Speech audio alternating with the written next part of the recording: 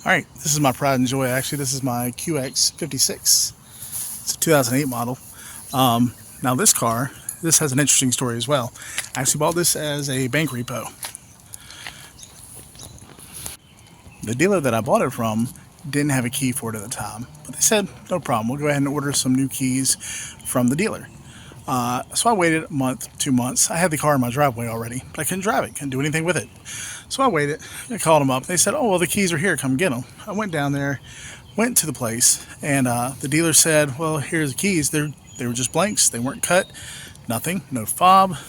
Nothing at all. So I was like, great. What am I supposed to do with this?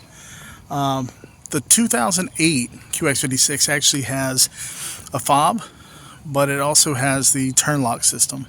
So you can start it without a key, but you have to turn it. And to turn it, you have to have the first turn without the fob being programmed, you have to be able to turn it to program the fob. So you need a cut key. So went through a whole bunch of mess. I had to go to the actual Infiniti dealer, get the key code, which cost some extra. And then they offered to cut me a key, I don't know, like $500, something insane. So I actually have a scanner that I'm able to hook up to the system. Once I got a key cut and I'm able to turn the key to on position with power, I was able to program the fob with my programmer, and now I have a car that starts. I got it for an insane deal since it was a bank repo, and they couldn't tell anything about it because they couldn't start the car. So I got it for a great deal. Love this car to death because it's got the huge 5.8.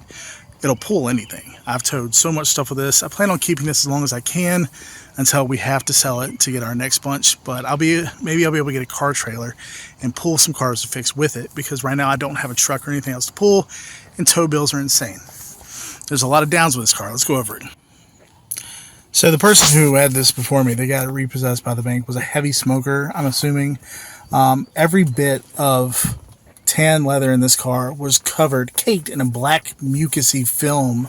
I scrubbed it the best I could, but you can still see in the seats how black they are. They're cracking up real bad. I'm not sure how to get that fixed, so I'll probably have to talk to a professional, but I mean, it's tarnished everything. Look how black the Infiniti logo is on the seats. There's some water staining on the ceiling, which we'll be able to clean out. None of the liner is sagging, fortunately. This control panel was cracked, so it does not stay in properly. It's kind of annoying. We have to get that replaced. It's going to be hard to find since you can't really get new parts. There's a lens cover missing here.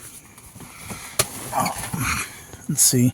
I love the amount of storage. It's got tons of storage in here. I can fit like everything in the world. I got some leather cleaning wipes, a Christmas present, huge storage compartment here, drink holders. I need to clean all this stuff out.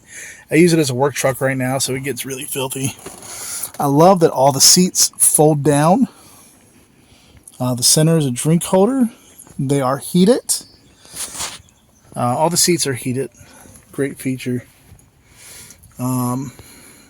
Just all the tan leather that's black now is just nasty, and I can't get it clean.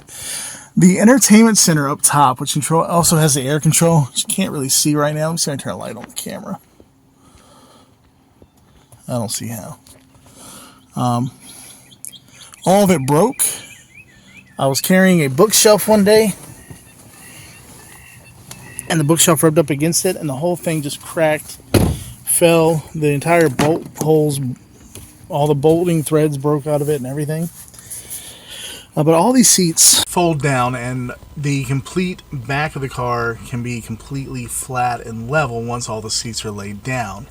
The second row is really hard to fold down because you have to manually pull the bottom of the seat up, and they're kind of latched, and all the little release handles that were supposed to be on the seats have ripped off in one way or another, but you can get those to fold down. The third row, however, folds down with an electronic touch button from the front or the back, and I can fit an entire piece of drywall in the back of this thing and still close the back hatch of the car. Really cool.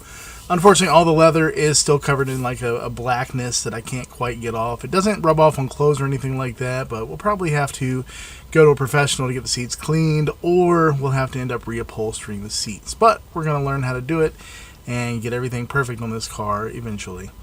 And I lost all the video to this segment, so I'm just doing a voice recording to cover any data that was lost. But I look forward to working with you on this car in the future so we can get this thing back to mint condition. Until next time. Thanks for watching.